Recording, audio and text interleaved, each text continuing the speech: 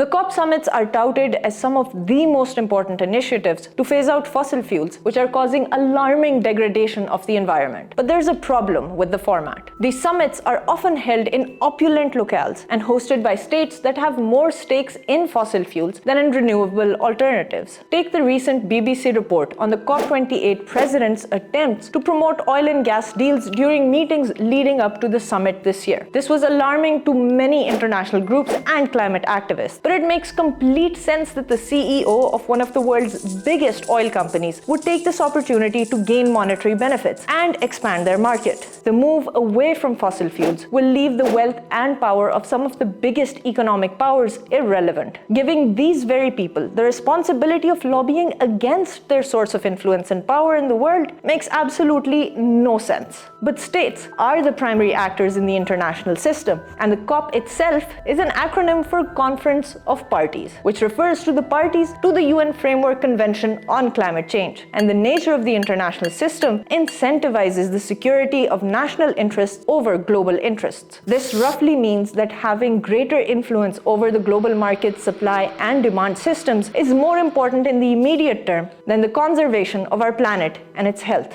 But imagine this, a COP conference held on the coast of Mauritius, an island country that is struggling to stay above water, or in the giant and magnificent mountains of Hunza, which are experiencing glacial melt at an existential scale, or in the flood-ravaged Libya, where climate-induced natural disasters have caused unimaginable damage. Not only would it serve as a stark reminder of the real-life impact on people, but also bring economic benefits to vulnerable states and communities. There is more than just lip service to climate goals that the COP summits bring. Imagine world leaders face to face with the communities most impacted by climate change. Imagine these summits and their objectives led by indigenous people who are the victims and the vanguards of nature. Imagine these objectives and demands translating into genuine action and solution seeking. But this cannot happen when those who benefit most from excessive practices are made the guardians against global excesses. For the COP and other global climate commitments to work, they need to be held in the heart